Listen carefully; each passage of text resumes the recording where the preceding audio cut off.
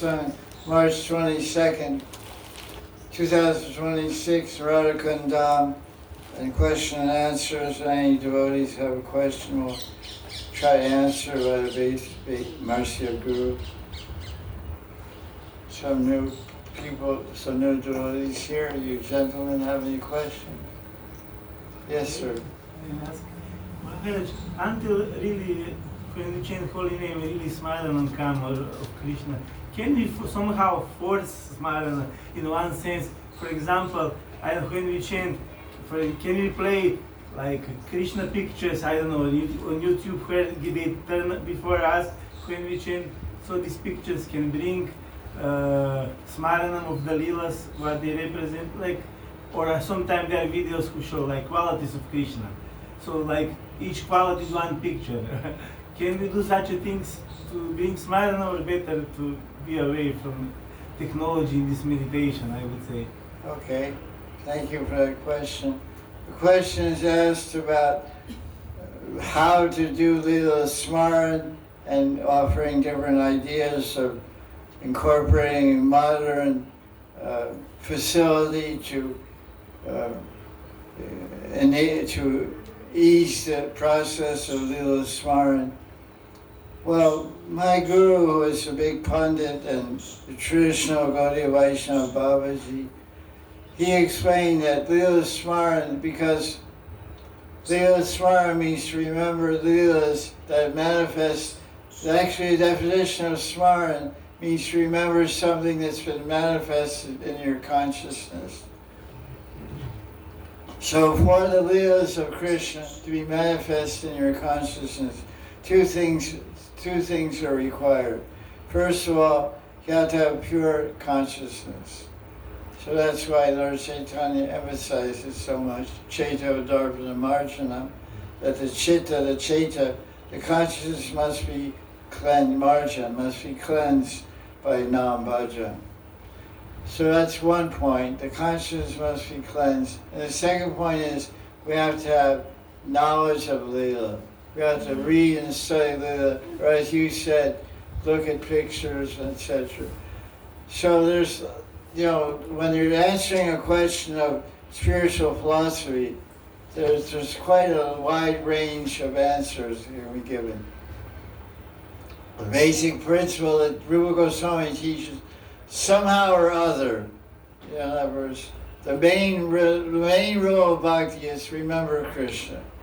So if that facility, that what you said, looking at videos, looking at audios, if you're chanting Hari Krishna and trying to hear the holy name, and that keeps you absorbed in Krishna, then do it. But it's not traditional, and it's not really the way it works, because it's kind of a forced smaran, but it's external, because it's just it's only happening on the sensual platform of the eyes and the external mind. There's two divisions of mind. There's the working mind that works with the senses, then there's the chitta, which is a subconscious mind called chitta. And that's where Leela will manifest on its own. So my guru said, Leela will come to you automatically. First you have to read and study. Basically what you should do. Generally I tell my students like this. I say, whatever time you have to chant, you divide the time in half. You read half time, you read Astakali Leela, Govinda Leela Amrita, Krishna Bhavana Amrita, Bhavana Sara Sangra, Krishnaga Kaumudi, Sankalpa Kalpachuma, or some book that describes Leelas, like we love Kusumanjali, Radha Suniti, different kinds of books like this. Read them for 1 hour, or say half hour, because we don't have that much attention. Read for a half hour with absorption. When you're reading, try to understand, answer these 6 questions mentally as you're reading. Who, what, when, where, why, how. Who am I reading about? Where are they? What time is it? What are they doing? What's the exchanges? And then that's the first level. And the second level, put yourself, I'm there also. I'm not a spectator, I'm in it. What am I doing to help the Leela, to serve Radha and Krishna, especially Radharani? What I'm reading, all these functions are going on mentally, and then how does Radharani feeling? How is Krishna feeling? How is Rupa Manjari? How are they feeling? What are they feeling? How you pray to them to reveal those feelings. All this is going on while you're reading for a half hour. Like you're wired, you're totally wired, as they say. Your eyes are into it, your heart is feeling it, your eyes are seeing it, your ears are trying to hear it, your nose is trying to smell it. You're trying to absorb everything you have in the moment of that half hour reading Shastra. Then you close the book. You pick up the beads, and you chant. What's that mantra we chant? Nama Yagya Mahayagya Kalo Kama Sanasana Krishna Chaitanya Prityarte Nama Yagya Rodite. This is a mantra we chant before we chant japa. Anyway, this is somebody Guru told us. It just says, this mantra will purify all the dirt of Kali Yuga, and it's very pleasing to Lord Chaitanya. Now I'm going to start. Rabhyate means I'm going to start. So then we chant, we try to remember that half hour we read. And where does remembrance come from? Krishna. Krishna. 15th chapter of Gita, 15th verse. So eventually, after you do this practice for 1 year, you've memorized the book. So you can sit down, chant japa, and think. This is a traditional way. But, you know, you add AI and all the different tricks that are available. Basically, if you're trying to connect with Krishna, you're trying to chant the Holy Name, and all these things are keeping you connected, it's good. What is wrong with it? What is bad with it? It's a slower way to go, but we're lazy. It's Kali Yuga. We don't have much time, and we don't have much ruchi, we don't have much taste for these difficult, attentive practices. We're talking about yoga, mind control, and time control. It's difficult. So whatever you can do, you do. But the thing is, this subtle mind is because the one division of mind, because subtle mind is sometimes equated with buddhi overlaps the subtle mind. But buddhi is a separate, intelligence is a separate subtle function. Chitta is in the subconscious mind. And chitta is a storehouse of all kinds of memories, all kinds of visions that has to be cleansed. So if you're just looking at all that stuff, it's bouncing off your eyeballs, and your mind is working with your eyes, your external mind, not your subconscious mind. If you do the practice I'm saying, you'll realize how this practice penetrates beyond the external mind, enters into the subconscious mind. Because that's what my Guru Day said. From the subconscious mind, the leelas will come back, will rise.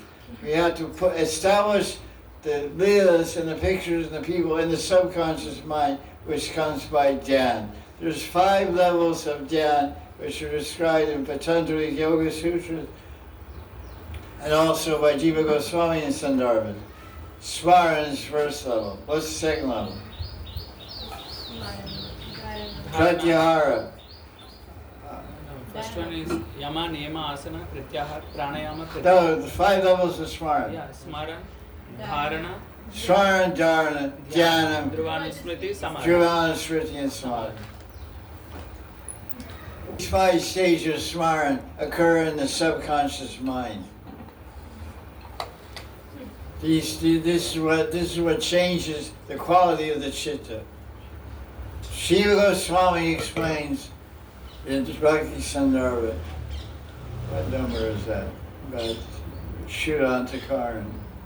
Can't remember yet. He said, unless the mind and intelligence is pure, you can't do Smaran. He says, Shuddhantakaran. Shud means pure, Antakara means man and buddhi, mind and intelligence. So, you can't, yoga is not easy. But basically we always want to encourage everyone, but we should know these 5 states have to be consciously applied. Smara means occasional remembrance. Just think, remember Krishna. So it's a big subject. I'll give you just some idea. But the main thing is to keep going. You know, Rome wasn't built in a day. That's an old expression they say. I've heard since my youth. So good things, amazing things take time to create. So we're trying to create Vrindavan in our consciousness. So the sincerity that you're speaking about is a good qualification. What's that verse? Jiva Goswami says, Abhiman Siddhi Prapti, what is that? Twadrisha Abhimana Siddhir Bhavati. Hmm? Twadrisha Abhimana Siddhir Bhavati. Kevala Siddhir Bhavati. What Abhiman? Twadrisha means the servant. Oh, yeah. He explains if you just have the mentality That I'm servant. that I'm a servant of Krishna, you can attain siddhi. You use the word siddhi. That's perfection itself. To always keep the mentality, I'm your servant, I'm your servant, I'm your servant. And live that way, and think that way. Even you don't do so much externally, but just have that abhiman means mentality. You're not chanting 1,000,000 rounds a day. You're not really doing too much. But you never veer off that mentality. Because mentality is what liberates us. Yam yam vabi sran bhavam, jaja janti kalevam. It's the bhav, it's mentality that we attain at death that takes us to our next life. Life in the material world or life in the spiritual world. Thank you for your question.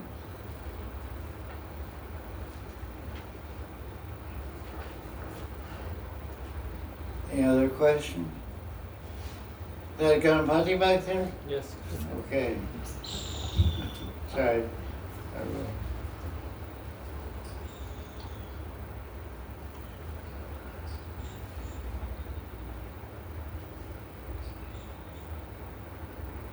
You guys got any question over there? Maharaj, I have a general question. Yeah, sure. I'm very new to this, so I don't want to cause any offense. But I'm also part of the Red Path in North Americas. I don't hear what you said. What path?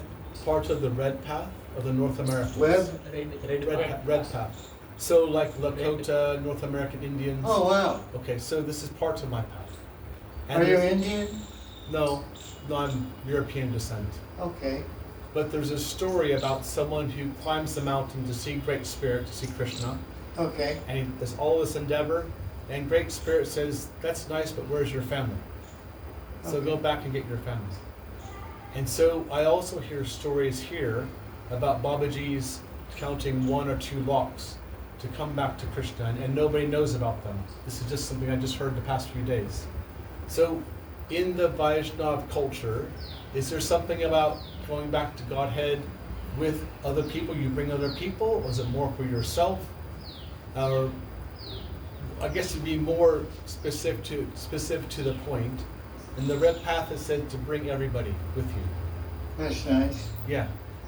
And is it similar in Vaishnava culture, or is it different? Very nice question.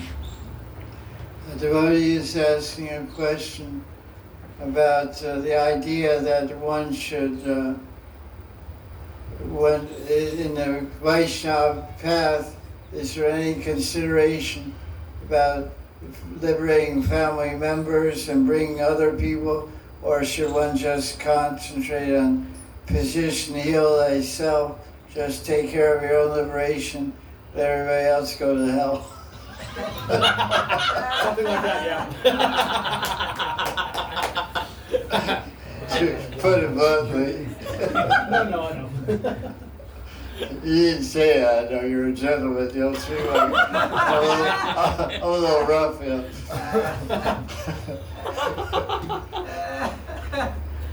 Like we have a phrase in America, me first, me second, you never. That's the mentality. Me first, me second, you never, man. So, it's nice to hear about the Indians of America, let's say the original inhabitants. They weren't called Indians, they're called Otoka, Iroquois, Algonquin, so many, Iowa, so many, even whole states are named after ancient Indian, what we call Indian tribes. The original inhabitants of North America were very spiritually inclined. They basically were pantheists by definition, but they were devoted, they were respectful, they were harmonious with God and nature, and because nature is God, God is nature also. They were very much more civilized than the people that came to destroy them and eliminate them. So I'm very much aware of some of that history, being born in that country also. But so yes, the answer is yes, we have that, and it's explained in 4th canto of Bhagavatam, which is our main spiritual book for Gaudiya Vaisnavas, and also in Mahabharata and other places. In the 4th canto, there's a story of Dhruva Maharaj. Dhruva Maharaj was a 5-year-old boy. There was a king's son, prince, and his father's, one of the queens of his father, who wasn't the mother of Dhruva, insulted Dhruva. So Dhruva wanted to get revenge on his father and get a kingdom bigger than his father and show his father, get back to him, so to speak. So he went to the forest of Vrindavan, actually, came to Vrindavan, and did austerity. And then, is it Dhruva Maharaj? Yes, Guruji. Yeah, Dhruva Maharaj. So when he got liberated, he went to the spiritual world. And when he was going, he asked Vishnu, he said, what about my mother? I'm worried about my mother. Not my stepmother that was mean to me, and my father. What about my mother? How's she going to get to spiritual? He said, oh, don't worry. She's also going. She's over there. He was flying in one spiritual airplane to this, as they describe, to the spiritual realm. His mother was right next to him. So that's there. And also in Kapila, and what canto is that? 3rd canto. The 3rd canto of Bhagavatam, Kapila Muni, who was the son of Devahuti and Kardama Muni, he was a boy, but he became God realized at a young age. So he enlightened his mother. He taught his mother spiritual life so she could get liberated also. So we have the concept, especially because generally in Hindu tradition in general, the idea is more liberate yourself, is generally. But Gaudiya Vaisnava specifically, among all Vaishnava religions, is very much concerned about liberating everyone. Chaitanya Mahaprabhu came to this world to give praying to everyone. Everyone should get praying, irregardless of caste or creed.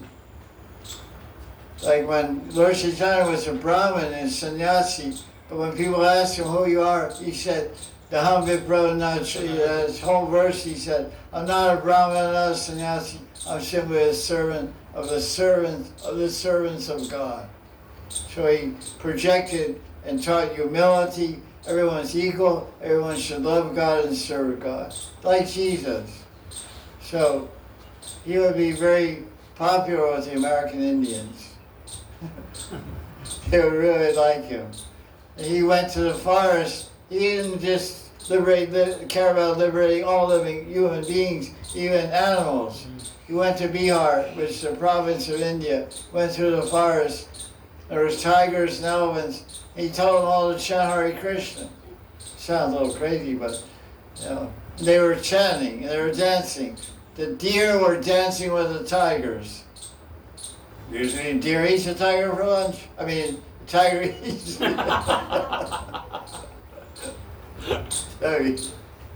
Not that way around, the other way around. Usually a tiger eats a deer. But here you got them all dancing. He went to South India. All those guys eat coconuts down there. So there's a lot of palm trees, coconut trees. He embraced them and liberated the trees. So we're very much into helping everybody. I have one friend. She buys food for doggies, and she offers it to Krishna and gives them Krishna Prasad. Some dogs eat tomatoes. So she buys tomatoes, offers them to Krishna, he gives tomato prasad to the dogs. Other dogs eat ice cream. So she buys ice cream, offers it to Krishna, offers ice cream.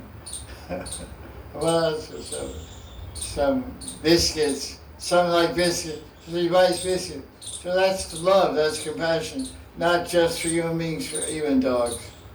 So does that answer your question?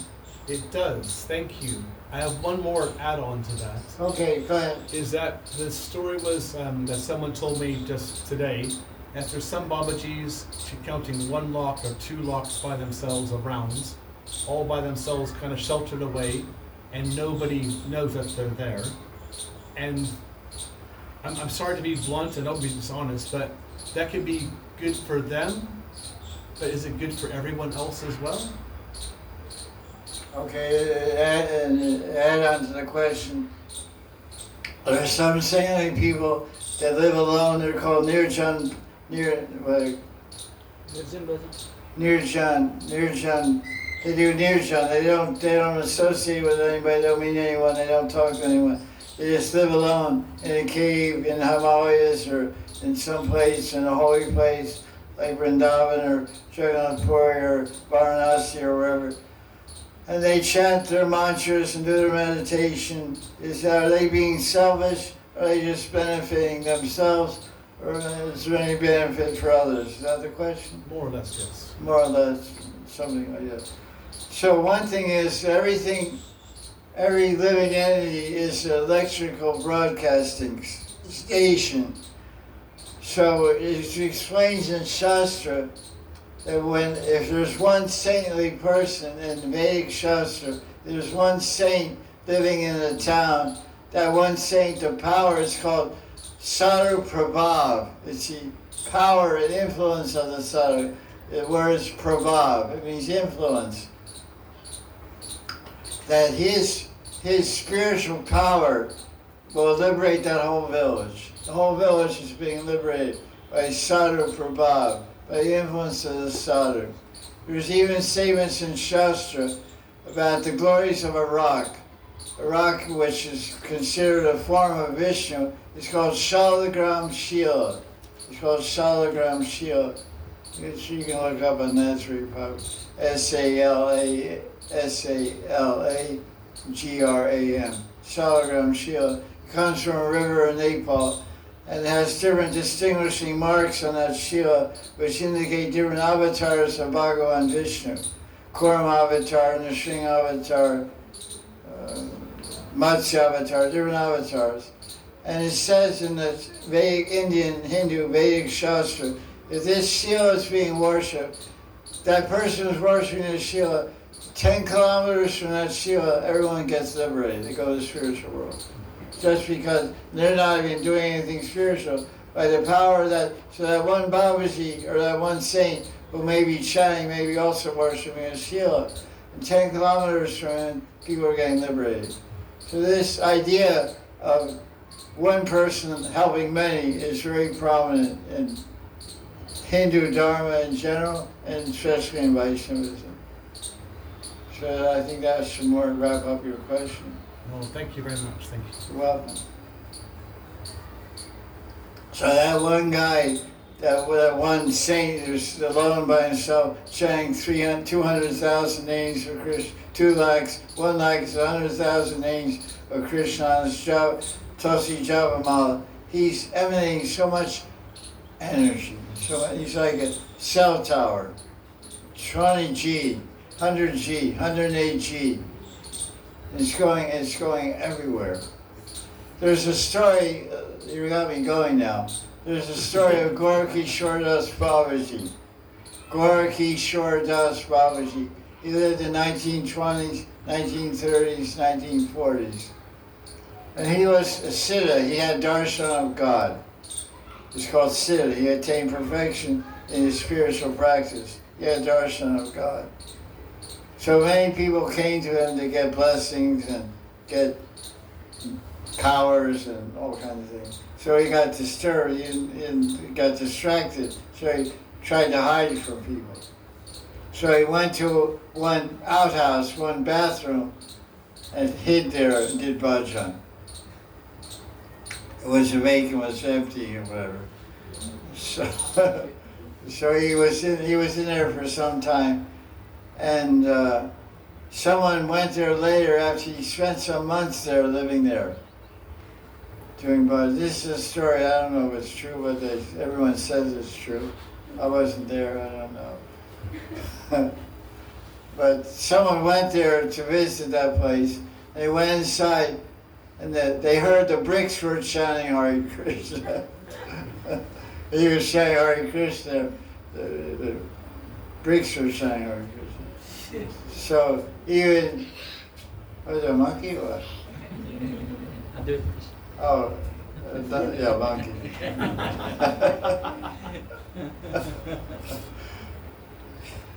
Primate.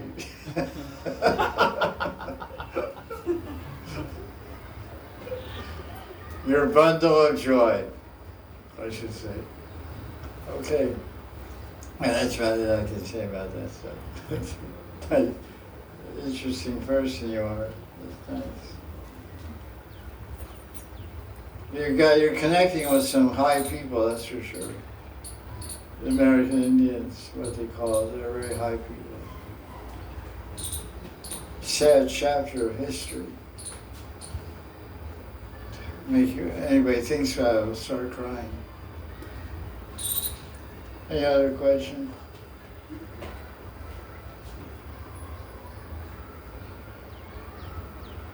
Where's Baba? Baba's restless. He's trying to... I'm having a little difficulty with my knee right now, so Okay, I'm sorry. if I stand. Okay. Awesome.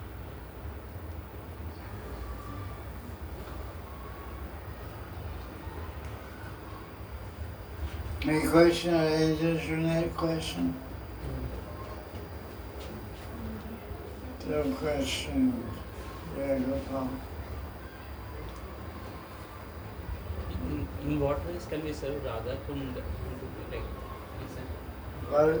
in what ways we can serve Radha Kunda? What's he saying? In what ways? What are the different ways that we can serve Radha Kunda? Sir Radha Kunda. Well, in Madanidhi and Rupa Goswami collected a bunch of verses, a lot of verses from different Puranas that talk about, like Skanda Purana, Padma Purana, etc. They talk about the glories of Vrindavan, Adi Vraha Purana, Vraha Purana. They talk about the glories of Brajmandal and the glories of specific places of Brajmandal. So in there he quotes in Madanidhi, Rupa Goswami describes Radha Kunda. He said, anyone who pleases the residents of Radha Kunda makes Hari Toshan. Hari becomes very satisfied with that person. So you should please me by giving me a big donation.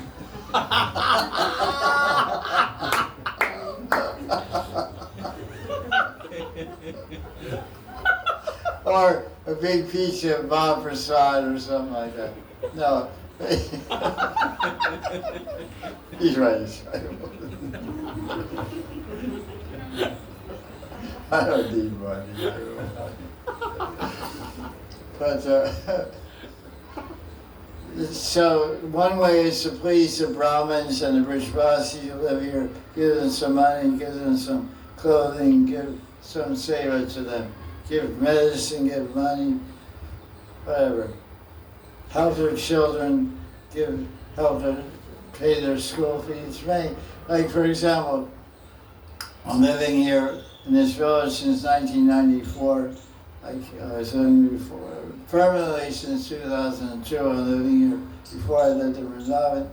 Many people come here, husbands and wives, for Kanya Dan, to marry their daughters. They're poor people, so they want donation. So I give them money for that, Kanya Dan, to marry their virgin daughters. So that's one way you can give money that way. The other way is, because Radha Kunda is the holy Dham, it's the Sandhini Shakti of Krishna. You can sweep the pathways, you can clean the Kunda itself. And you can glorify Radha Kunda, you can write about Radha Kunda, I wrote 2 books about Radha Kunda. And you can write the glories of Radha Kunda, you can speak the glories, you can tell other people about the glories, preach the glories of Radha Kunda. You can, other service, you just do Parikrama Radha Kunda, that's you offer Artika Radha Kunda. Radha Kunda is Radharani Krishna. You can offer a flower, you can offer incense, you can offer a ghee lamp, you can offer some fruit, you can offer some sweets to Radha Kunda.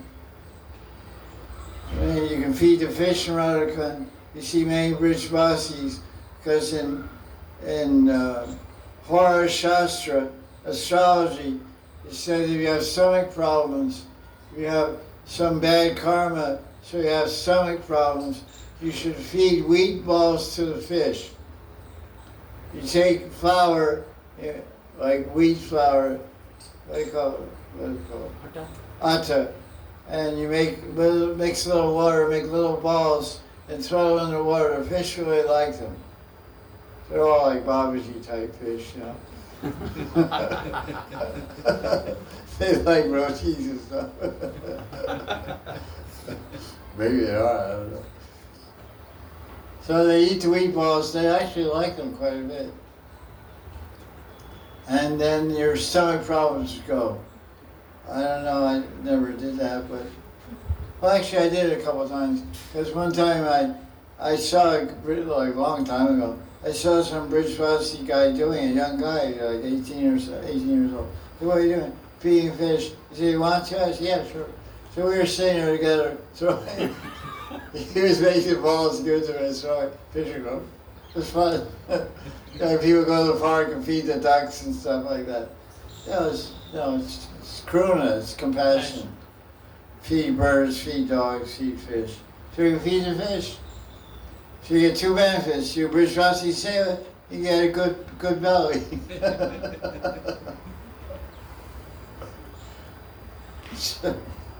Many ways.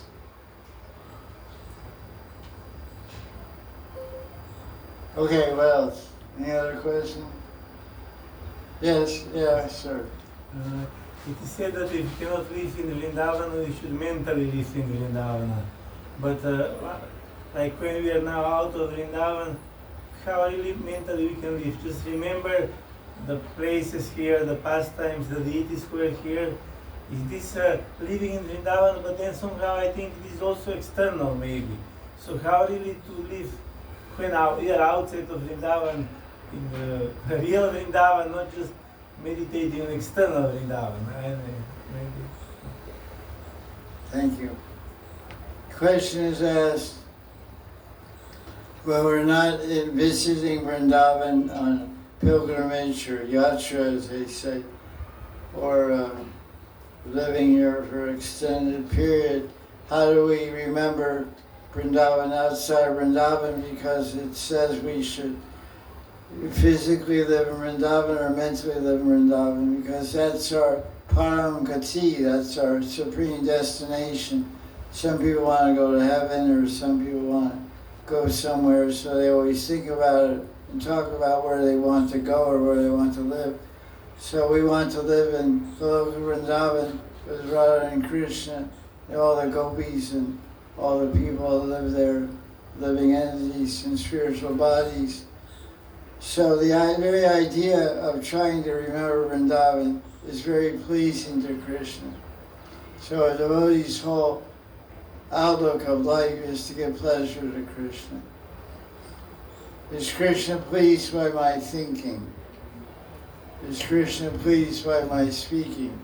Is Krishna pleased by my behavior, my acting, my looking, what I look like and what I act like? So this is devotion. Devotion is a living sentiment of love. Devotion lives, it breathes, it walks, it talks. It's living, it's reality. So it's good. Think of it like you said yourself, you gave ways to remember Vrindavan. Chaitanya Charitamrita, Lord Chaitanya said, Moramana Vrindavan. Moramana Vrindavan Habe. He said, Moramana Vrindavan Have. My mind is always in Vrindavan. Lord Chaitanya said that. My mind is always in Vrindavan. Because for 6 years he was only in Vrindavan for 2 months or 4 months, some people say. He was all over India. Only 48 years he lived on the planet. He only spent 4 months in Vrindavan. But when he wasn't here in Vrindavan physically, he was mentally there.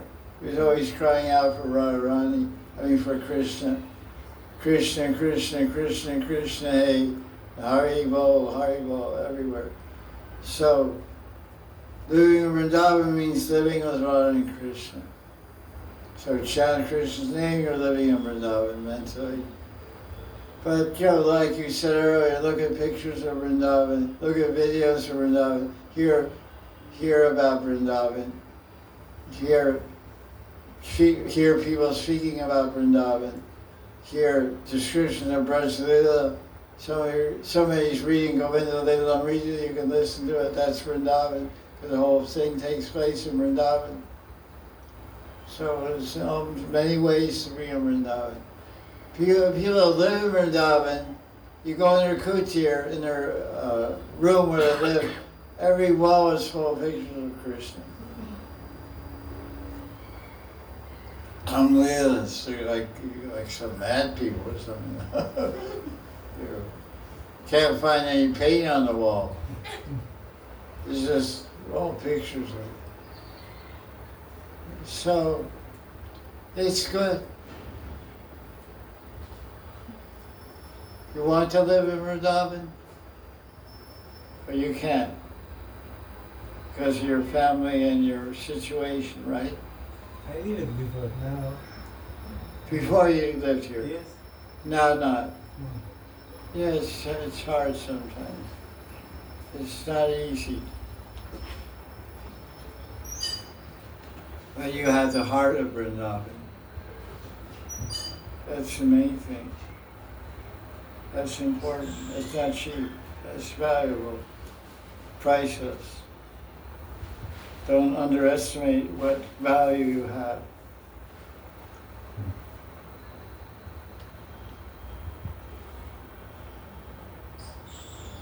You guys sleeping over there?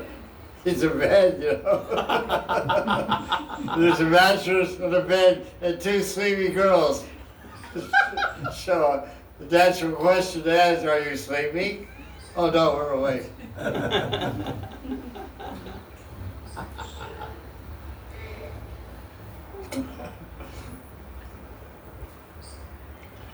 Jaya Jaya Radhe, Jaya Jaya Sham, Jaya Jaya Sri Vrindavan Dham, Pavana Radhe, Pavana Sham, Pavana Sri Vrindavan Dham. I said all glories to Radharani, all glories to Sham, all glories to Vrindavan Dham.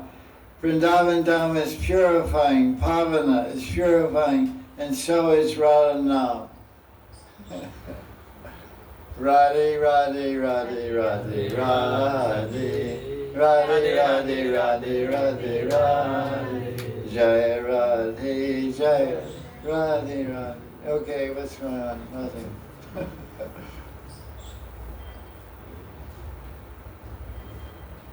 Any questions? Yeah, go on. Gurudev, on Mahashivratri, in that class you mentioned about great personalities of the universe coming to Vrindavan, like Indra, Brahma, and other personalities, Varuna and all. They all came with different moods, you told. So sometimes I think, so how can we cross-check what mood we have in Vrindavan? Because many come and many go. But are we having the right mood of serving Radharani and Krishna? How can we check that? How can we? So the question is that living in Vrindavan, if we're lucky enough to live in Vrindavan, by the blessings of Bhagavan and Radharani and saints and holy people, how do we know we're cultivating the right mood and bhava to continue living here? Well, the fact that you're still living here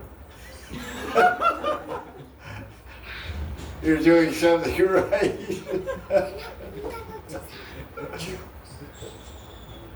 Because many people come and many people go for different reasons. If you're allowed to live here, it's mercy. So you're always in a, if you understand what's going on, then you'll become humble. Humility attracts grace. Water flows from the highest place to the lowest place. That's the nature of water. It flows from the mountaintop to the ocean. The ocean is low, the mountain is high. So the high point is Bhagavan. The low point is the humble heart. So we make our heart humble. The mercy of God flows down the mountain of Krishna into our heart. So we can stay here until we get darshan and prema and go to Krishna. It may take a few lifetimes, but play it right each life, you'll get closer to Krishna. We don't know that this is our first life in Vrindavan or second. No one can be sure. Most devotees feel they've been here before. Any devotees lived here for some time, they'll say, I don't know, I got in trouble with my guru, I get in trouble with my godbrothers, my godsisters, but I can't leave this place. I like this place too much. And it's not because of my guru, it's not because of my godsisters, but it's because of my last life I was here also. That's the answer that we can't put our finger on. We can't see that last life. Prabhupada once said in New York, don't think this is the first life you've been practicing bhakti. So even Prabhupada told his own disciples, they've been in New York for lifetimes. Prabhupada came again to New York to pick him up, Ramananda, Gargamuni, Satsru, Kirtananda, Hayagriva, Chutananda, all those guys, Jadharani, Mukunda, Yamuna, all those guys, probably came back again, pick them up, save them, dust them off. Okay, got Chad Harker to take us up. He cooks for them, he cleaned their pot, they eat a plate and run away, he cleaned the plates for them. It's all told the biography of Prabhupada. Because he thought they're my children, they're stupid. Like most children. They're lazy, like most children. But Prabhupada wasn't stupid, he was loving and compassionate. He was full of energy, although he was an old man, old body. He took care of them. They're very lucky guys, those guys. Lucky devotees.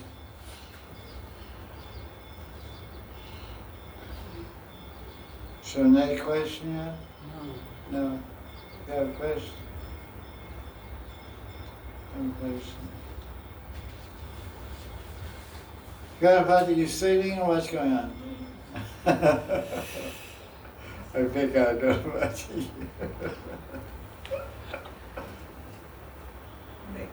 Yeah, I know, you're a good student. Good devotee. I'm just joking. Can't help it, it's our nature. Any question? I like you, you're a cool guy. I like your dress also. You're very fashionable, man. He looks like a peacock. Oh my God. You better watch that, you're a little skinny guy, that guy's pretty strong. I think he knows it's a compliment. He's not going to listen to you. He knows it's a compliment. Okay, he knows it's a compliment. Okay, I can't set up a fight for you, huh? No, it's just...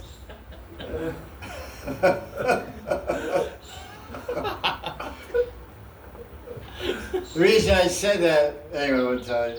But I have a spiritual body. And I have a dress. My dress is the same color as your dress.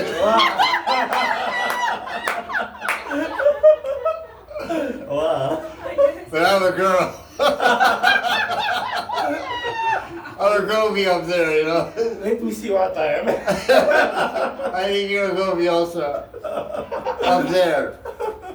The spiritual world, you're Maharaj Gopi. Jai.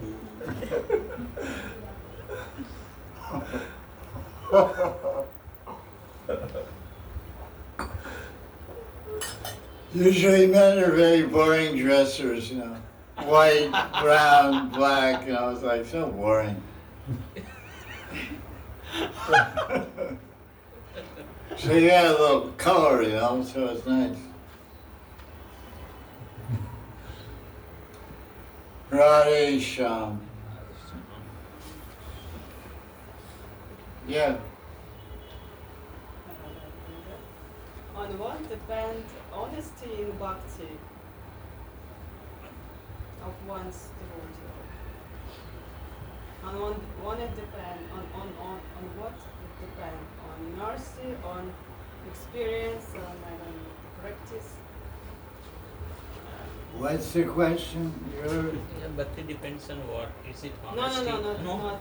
On what honesty, the ability to be honest in sadhana, in seva. Okay. Does it depend on practice, experience, or how many lifetimes you're born already? Mercy. Okay. The question is asked about honesty among a devotee. About honesty, what does honesty depend on, or how does one be honest? Honesty depends a lot on conditioning and our what we call samskaras, tendencies or propensities which we developed in the previous life or in this life. It's called swabhav in Sanskrit. Swabhav means personal nature, my nature. Some people by nature are liars. Some people by nature are truthful. Some people by nature are clean, neat, and organized. Some people by nature are sloppy. Some people by nature they overeat. Some people don't eat very much. It's called nature. It's called swabhav in Sanskrit. So that's inherited. It's called janam swabhav, inherited nature. So generally, nature doesn't change very much. If a person is a liar at birth, they'll be a liar their whole life.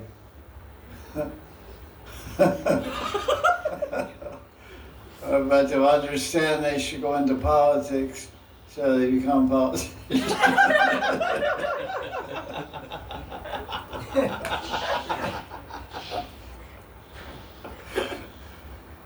But devotion can change, the only thing that can change nature is by ingress of Srup Shakti, which means the spiritual potency of God.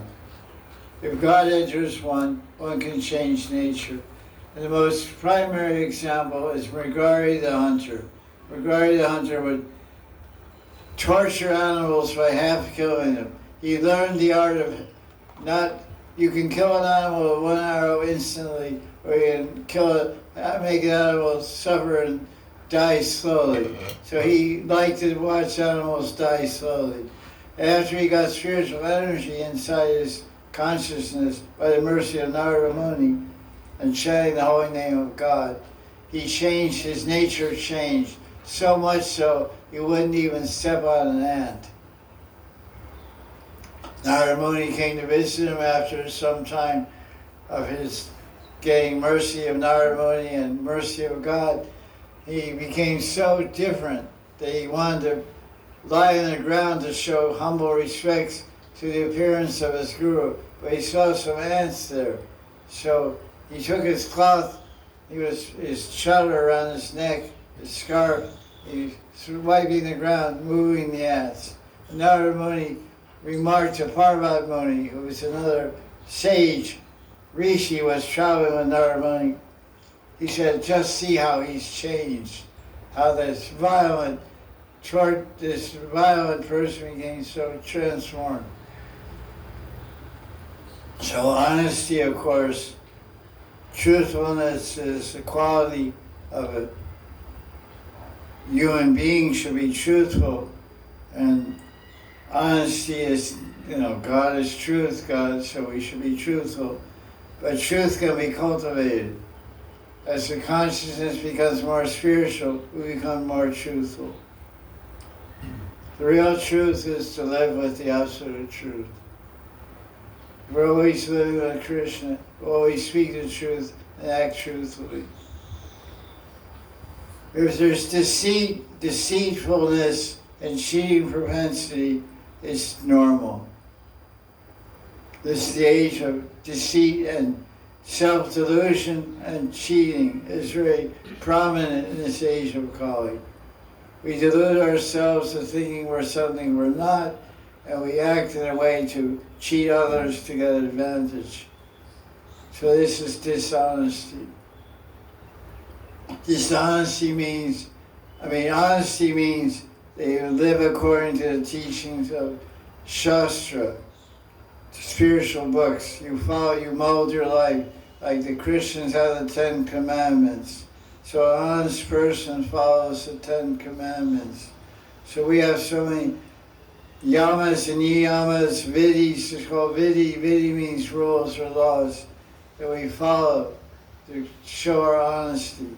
Honesty means we follow the order of God. We live according to the Shastra.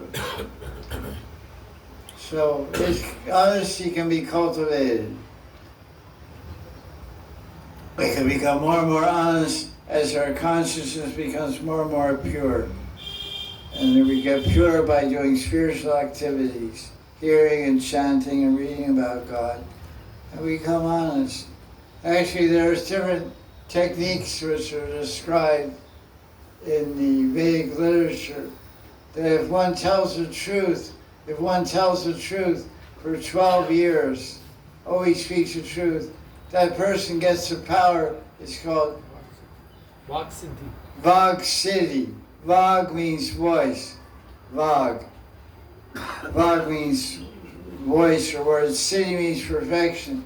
If you never tell a lie for 12 years, you get the power that whatever you say will come true. It's a little difficult, especially if you're married. Yeah.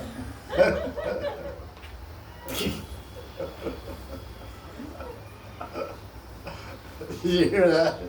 You weren't supposed to. You weren't supposed to hear that. Because husbands always lie to their wives, and wives always lie to their husbands. Can you take money from my wallet? No.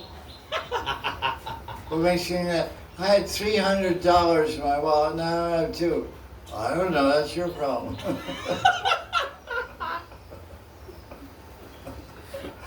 You're not a cow.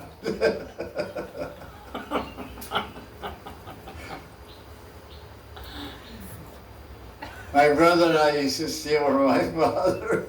Because he was a rich guy, so we thought he would never say anything. We would steal.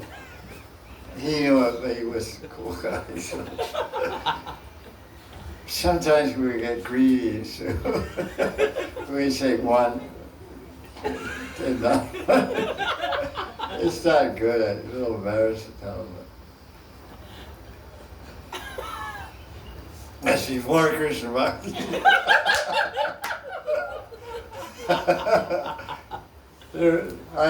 I changed. Oh God. Question what? Oh God, it's recorded. Solid evidence. I destroy that tape. The FC tapes. God. I don't know, that's all I can say about that. Next question. There's a phrase in America that honesty is the best policy. So take out an insurance policy and honesty. We read in the Vedas, but there's something called discretion also. Yeah. Like for example, because it becomes a little confusing sometimes. You have to be honest. Because the Vedas say you should be honest even to your enemy. Mm. But there's law and there's exceptions to the law. So the no difference is so typical. You have to be finely trained. For example, you're supposed to be honest. So some guy comes to the door, he says, and he looks very evil, but according to Vedic scripture, you should always tell the truth. Is your wife home? And you look at the guy and feel a vibration. And you say, no, she's not here. What do you want? So you're lying to protect your wife. Because the highest dharma for husband is protect the wife. So that's a higher dharma than telling the truth.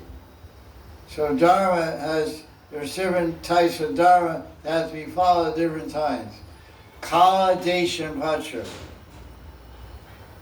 These are three fundamental practices in Hindu Dharma. Kala, Desha, and Patra. Kala means the time, Desha means the place, and Patra means the person. So according to the person you're dealing with, and the place, and the time, you have to act differently. For example, in Ramalila Ramayana, the Guru of Ram is Vasishta. Vasishta told him to kill someone in the kingdom, in Gaudiya. He said, someone's doing austerity in your kingdom, you should kill him. He said, I'm the king, I'm supposed to protect the Praja. Praja means any living entity in my kingdom, I'm responsible to protect them. Cows, buffalo, birds, human beings, everybody, I have to protect them. And this person's a human being. Vishishta said, he's a human being, but he's a Sudra. He's a low-class person, and he's doing tapasya. So Ram said, it doesn't matter, he's a Sudra, I still have to protect him. I'm the king, he's living in my kingdom, my duty to protect him. Then Vishishta said, no, listen. He's doing austerity to get power. But he has an idea in his mind, when he gets that power, he's going to kill people. He's going to do negative things. So before he gets that power to kill people, you have to kill him. So then Ram did. So it's a very, very fine point of politics and dharma, how to act. So it's all these fine points are taught in Shastra. Like, for example, a soldier goes on behalf of his country and kills people. He gets awarded, he gets medals. He comes to his own home country, robs the bank and kills somebody, he goes to jail. So killing is wrong in one place, is right in another place. So rules and regulations are very difficult to understand. They have to learn from authority and from Shastra.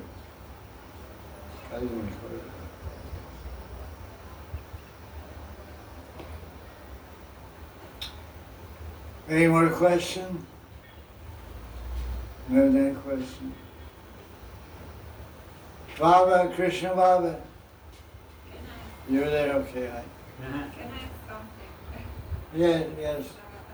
You were talking like we like to hear your audio for it, but most of the time we skip some chapters because we don't have so much taste in like all chapters. So do we have to hear like all and try to develop taste for all like activities related to Radha and Krishna? Or is it okay to hear what you have taste? Okay. They're hearing Govinda Lilamrita lectures, the recorded lectures of yours. Wait a minute. Okay, go ahead. And some lectures, some chapters they skip because of not having that much taste. Some sections they hear. Is it okay, or they have to develop taste for those sections where they don't?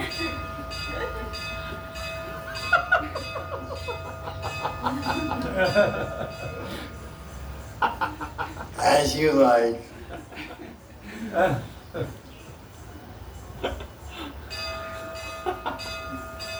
Whatever you like. You don't eat everything on your plate. You eat what you like.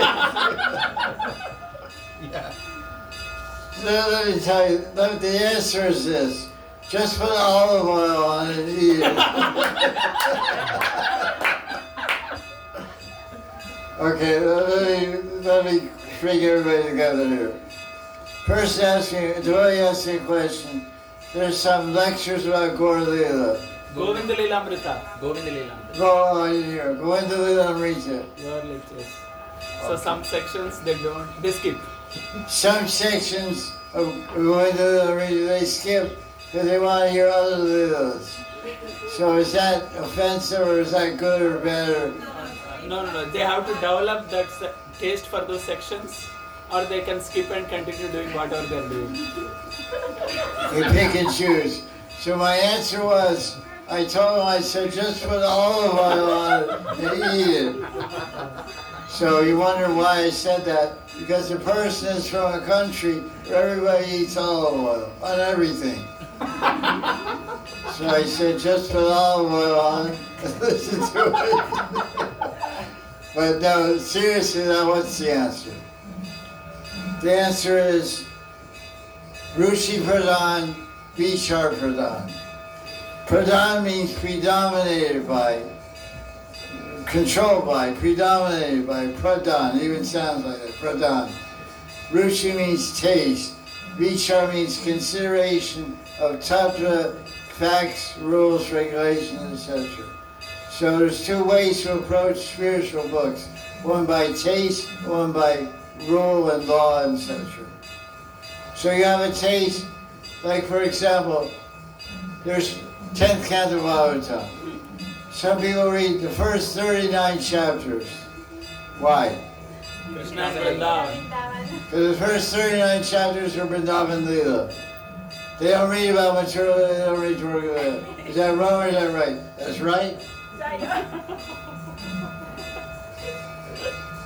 That's called Ruchi. So I'm glad to hear your question. So I said, carry on. At some point in your long, long life, you may say, wonder what that's about.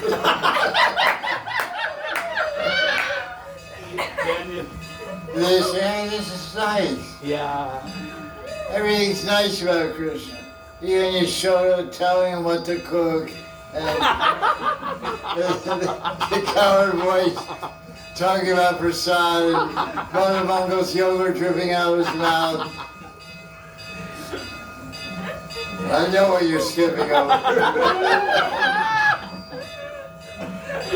I like it all. So, okay. I'll share something with you.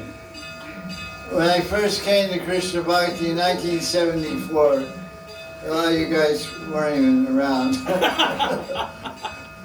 But I got a Krishna book, a book about Krishna Lila. And I read it, everything. But one chapter I couldn't digest. Chapter 87 of the 10th canto. It's called Shruti Stuti. Shruti Stuti means prayers by the personified Vedas. It's about a very long chapter. And it's all about philosophy and tattva, and all kinds of heavy philosophy. No Leela at all. I said, oh, 86, 88. I just skipped it for years and years and years. And then that was from 74 until 2004.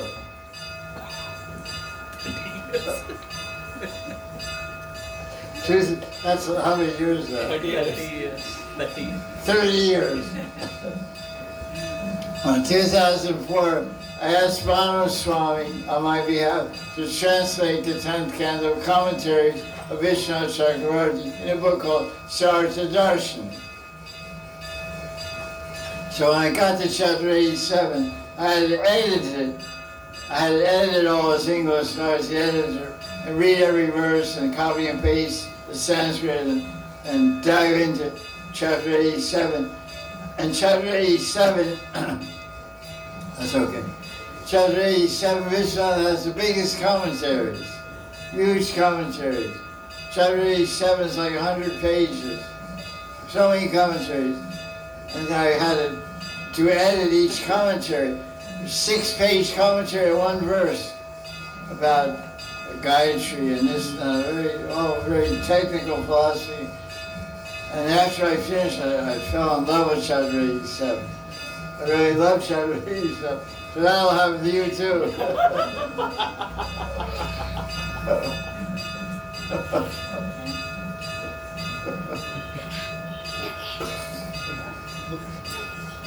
Chapter 87 is my favorite chapter now.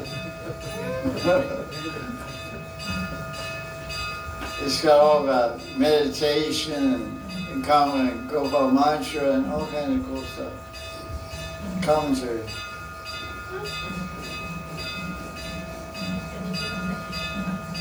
Any questions? Krishna Baba? No question? Okay. Ganapati?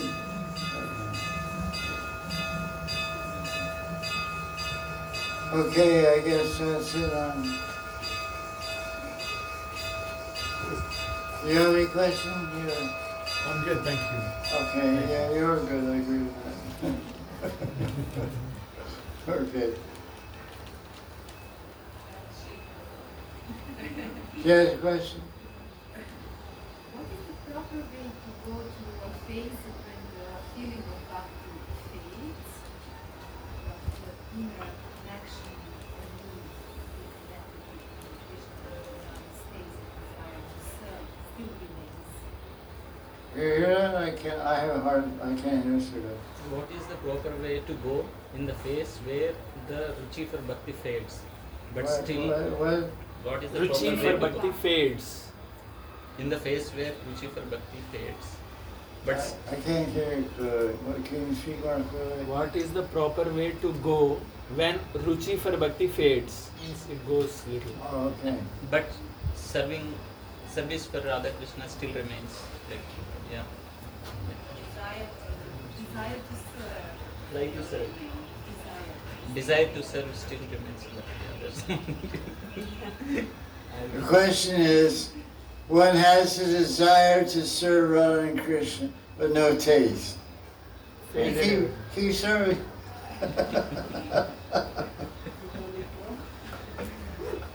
Keep serving. Why? Don't stop it. Taste or no taste, just serve. Don't worry about it. Eat more prasadam.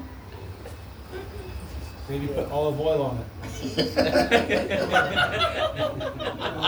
You picked it up. She knows over there.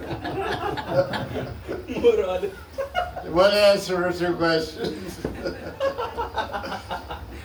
Okay, let's get serious now. The basic question is, how do you get ruchi for bhakti? How do you get taste for bhakti? You get taste for bhakti by sadhu sangha.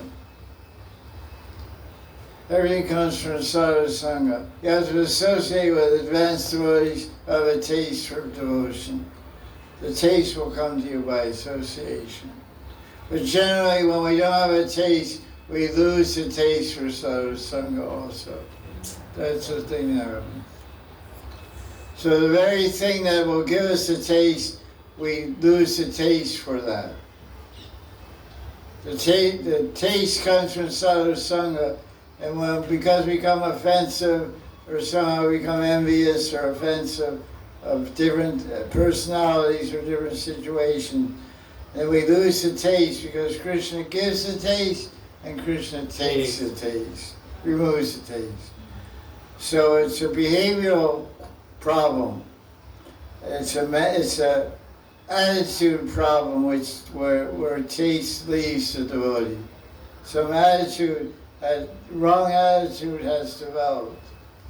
So we have to cross-examine our attitude about devotees in general, about places that we live, and about people we mix with. We may be changing our attitude, we may be becoming envious or selfish or proud, and something which distances distance makes a distance between us and other devotees. And that creates some void in our heart which Krishna doesn't like, so taste diminishes. Taste leads because of offenses, knowingly or unknowingly offenses. Yeah. So what's the remedy? Remedy is to serve Vaishnavas. Go and offer dandavats to different holy places. Go to Raghunath Das Goswami's Bhajan Kutir, his Samadhi, his Bhajan Kutir in Mahasabhava God. That's the place where the mind becomes purified. It's called Pavan. Pavan means purification. Manas means mind. The mind becomes purified in the dust of the Vaishnavas. So there at Mahasabhava God, you have the dust of Krishnadas Kaviraj Goswami, you have the dust of Raghunath Das Goswami, you have the dust of Vishnu Chakravarti, and the dust of Radharani's lotus feet and all the gopis, because they bathe there every day in the afternoon. They bathe at Mahasabhava God. So go there, buy some broom and do sweeping there, sweep the dust there, and the monkey poop, and the dust, and pick it up and put it away in the garbage can and wash your hands somewhere, hand pump, and pray and roll in the dust in front of the Samadhi, Bhajan Kutir, Raghunath Das, and Krishnadas, and Vishnu, and pray for Ruchi. I suggest that. You'll see what happens. Give me the report.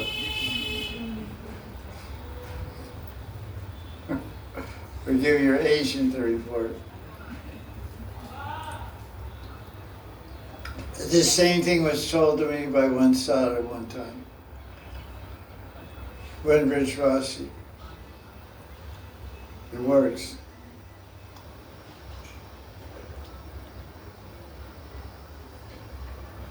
So, because his problem is with the body. The body is made of material energy. So it's material, spiritual energy can change material energy. So everything I told you is exposing your material body and mind to spiritual energy. The dust, the dham, the place, the seva, that's all spiritual energy. That will change the content, the quality of your material energy, which is making your mind an attitude.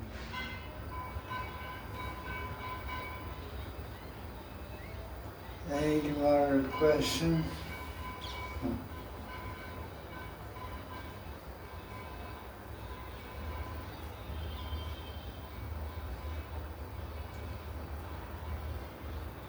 Anybody out there in Netland have any questions?